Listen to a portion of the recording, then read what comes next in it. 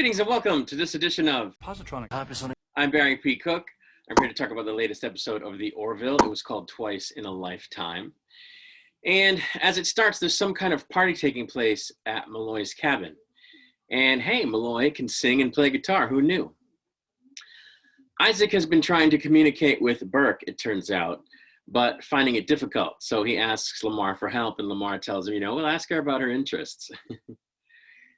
Speaking of Burke, she looks hot in her civvies at this party, but then all the ladies do. Speaking of Burke once again, she comes across a cell phone in Malloy's apartment, and he explains that it's actually just a replica of one, and that the real one belonged to the woman who he had an affair with, as it were, on the ship's version of the holodeck, when he, I guess, stumbled across her in a program he was running from like 2015 and had a romance with her and kind of got addicted to it. If you remember that episode from either the first or the second season, it was a really good episode actually.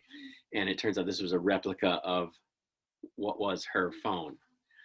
So apparently he's still quite attached to that whole memory. Anyway, several members of the crew fart around with a sort of time transporter thing, which apparently Lamar has improved upon, but the Admiralty is afraid of it becoming weaponized and used by the Kaylon, so he orders the ship to go to a certain outpost and turn it over to a special team, and he sends an escort to help get them there safely. I don't remember where this machine comes from, if it was in a past episode. I guess it was, I don't remember. Anyway, they have this time machine thing. When they arrive at the location of the outpost, it's been totally destroyed, apparently by the Kaylon, who drop out of quantum on their position. The Orville finds itself pursued at that point by Kaylon ships and is doing a good job of bobbing and weaving, but they are taking damage, and they're not going to quantum for some reason, nor are they firing back. And I'm wondering, do they not have aft weapons? I don't know. Anyway, before they can escape to a nearby nebula to try to lose the Kaylon, they are grabbed by a tractor beam, and the Kaylon demand the time machine thing under threat of destroying the ship. So Ed orders Gordon to the lab, that's Malloy, to destroy the time device, and he does, but it seems to explode in such a way that fractured time or whatever and sent different versions of Gordon flying in different directions, so we don't quite know what that means. It also sent out a big shock wave. And it would seem that partly this is because they were pulling some kind of quantum maneuver at the same time to try to break free from the tractor beam. Afterwards, they discover that he's just missing from the Orville and they can't find him, but he suddenly hails them or they suddenly get a hail from him that was sent 400 years in the past from Earth. He then asks them to get him out of there if they can, but it turns out that he died after being there for a while. Now, how he got to Earth, I don't know, but that's what was happening. The crew decides it's not a deal breaker that he's already dead, so they're going to go back and try to save him. After they make the trip and wind up in 2025 instead of 2015 where he was, it turns out that they're out of their version of dilithium from the jump, and they plan to find some on Earth, but the only way they can do it is if Isaac and Ensign Burke work together because of their particular skills as individuals, which would need to be used together in order to do it correctly or safely, which is interesting. So Ed, Kelly, Burke, and Isaac, wearing a digital disguise, go to Earth on a shuttle in period clothes. Two of them to rescue Malloy at a point in time when he's been there for 10 years instead of a few months, and the other two to mine the mineral that they need. It turns out that Gordon's been working in aviation as a pilot, and when Ed and Kelly find him, he takes them on a ride in his car so they can talk, and his license plate is Orville, because somebody already had Orville.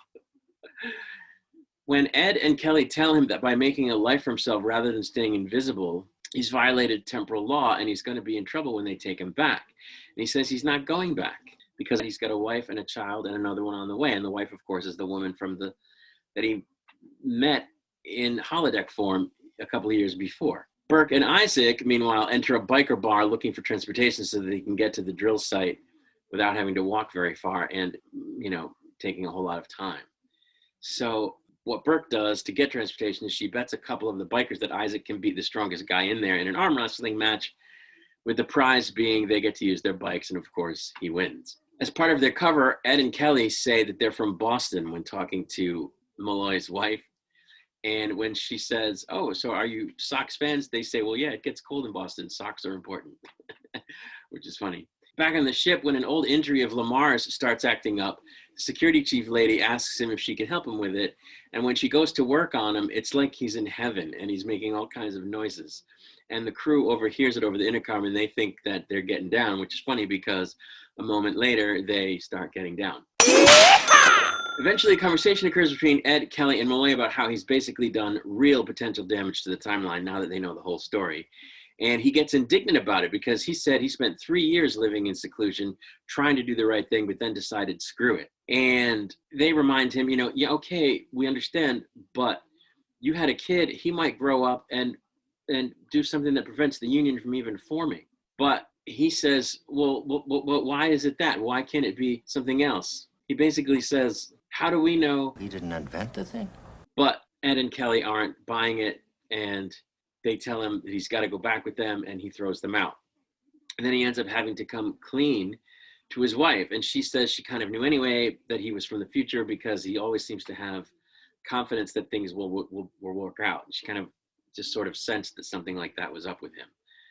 Burke and Isaac end up pretending they're interested in a house for sale so that they can get access to where they need to dig from in the basement. And as Burke and Isaac are waiting for the material that they need to be extracted, after they set everything in motion, he tries to engage her in conversation again. He thanks her for saving his life, and she basically said, which she had not had a chance to do, I guess, before. And she says, yeah, well, don't sweat it. I was just doing my duty.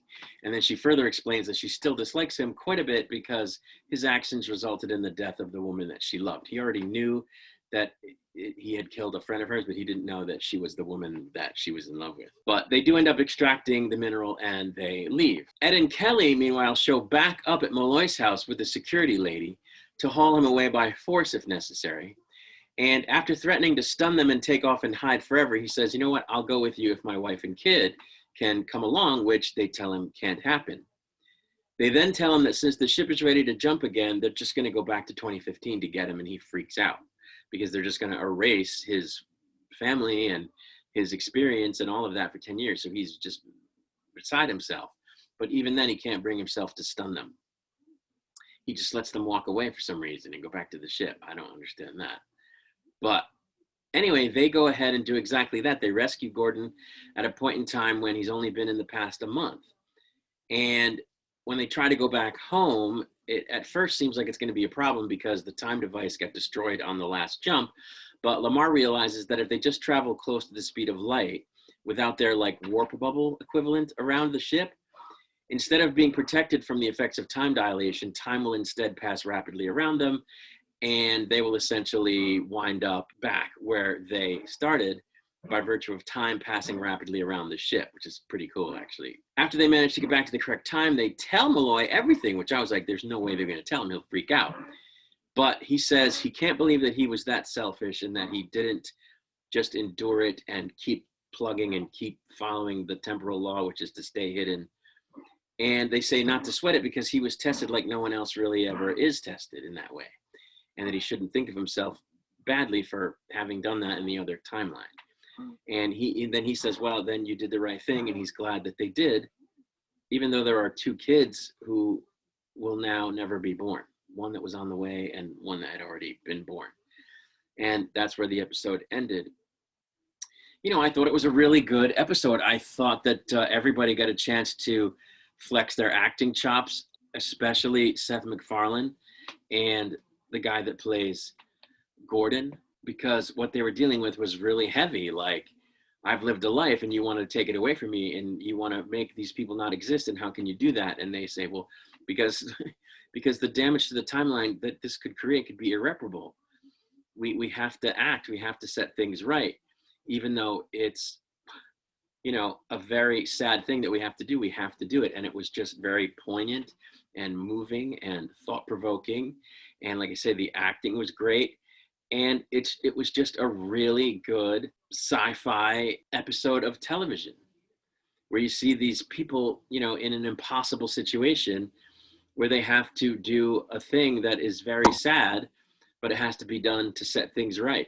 And it was just, I thought, classic sci-fi. Not the most original story in the world, but I think they put an interesting touch on it that I don't remember us seeing, you know, in anything else, where someone has lived a different life and then they end up being erased. Like we've seen that different life thing.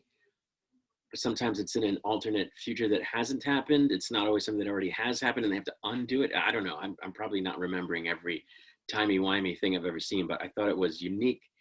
And I just thought it was very, very good. I really enjoyed this episode. Even the parts with Isaac and Burke, which were pretty tame, but you know, it was interesting because we get to see the guy that plays Isaac without the costume on. So that was cool, but he was still Isaac and it was very funny. And I think Burke is going to come around eventually. And this may have been sort of step one in that, where they had to work together and they have, you know, a conversation, and maybe things will, you know, improve over time as that happens more often. So I'm looking forward to that. But just a great episode once again. And I'm looking forward to next week. I'll be back with a review of that episode once it's released. Until then, I'm going to get out of here, and I wish you peace and long life.